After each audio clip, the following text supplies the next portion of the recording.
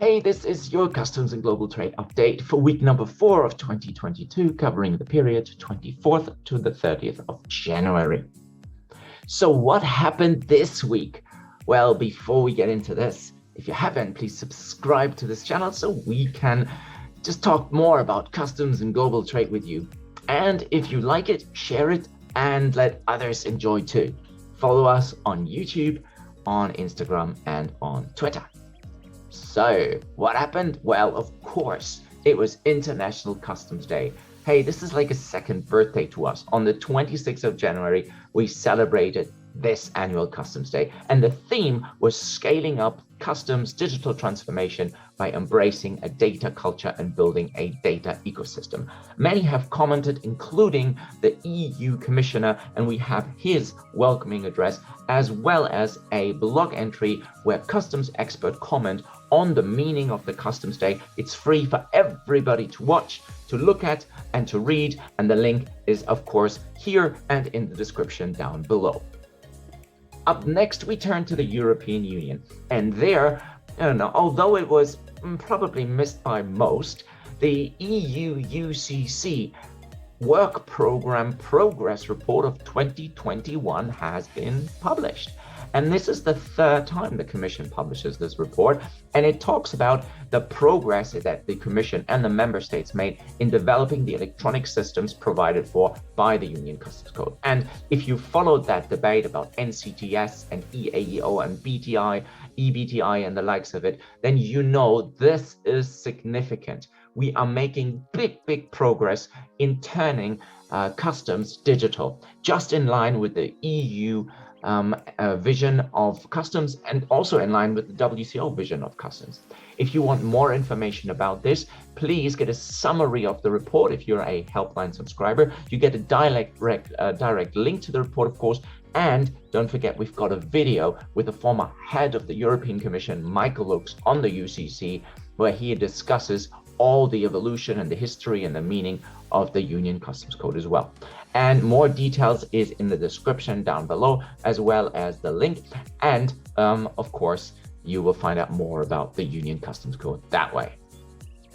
Yes, and here you see it. This is an idea of how the video will then look like.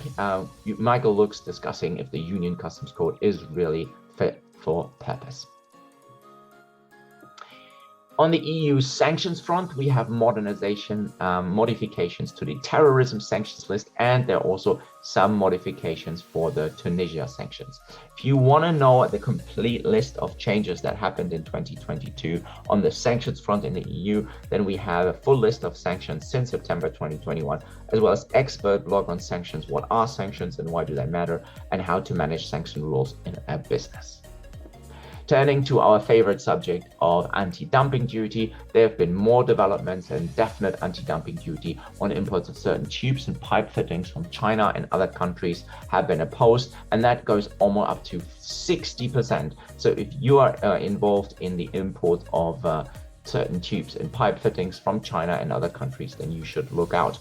If you want to know more what kind of products are concerned and what the duty rates actually is, then please stay tuned, because we have another video for the plan subscribers where we go into more details on this. So full information and a blog entry and more information in our subscribers video provided a little later on. Hey, and we're so excited that we have a classification decisions. I really like this because there is nothing more practical than to study classification when you have a really cool product that has been classified already by the authorities for you. So what about a hairband? Can you classify hairbands? So we have a blog entry where it was free for you to look at, where you can try your luck and you can go for a classification. We'll give you some guides. We'll give you some ideas of how to professionally classify these hairbands. And then you'll have a go.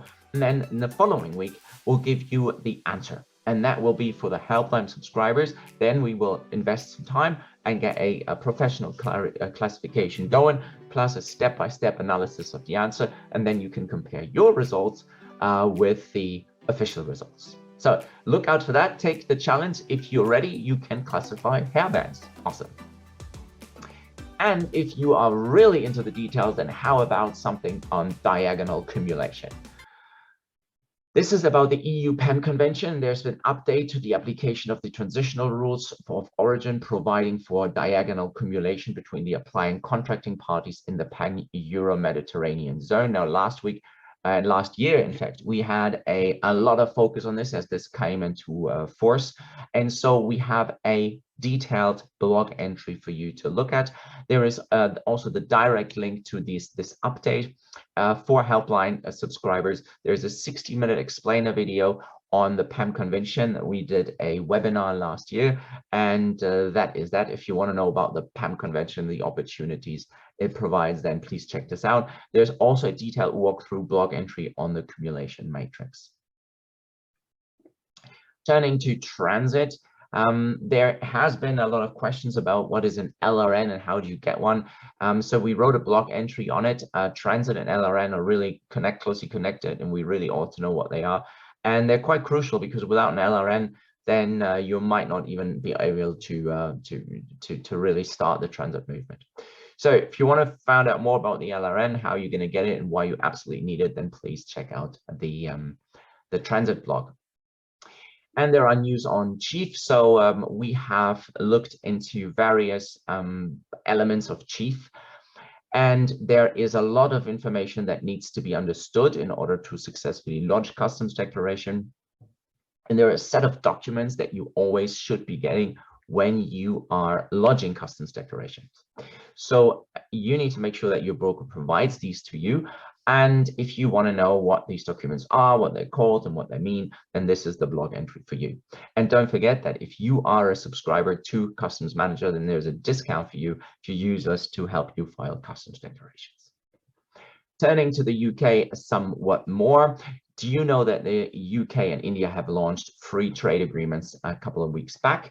And we're now pleased to say that the results of the first rounds of negotiations have been published. And we will show this to you in our blog entry. We'll show you what the results were. We'll explain what the EU-India FTA is all about, what the benefits are for businesses. And of course, you can download the UK's negotiation strategy and explore the benefits. Hey, and turning to yet another FTA, it's all about Greenland. Well, in this picture, there's everything but green. Well, there's a bit of green, I suppose. We have a blog entry called the UK Greenlight FTA. It's a fishy affair because obviously this deals a lot with fish. There are negotiations on a free trade agreement that were formally launched in 27th of January 2022. And here is the blog entry and everything you need to know.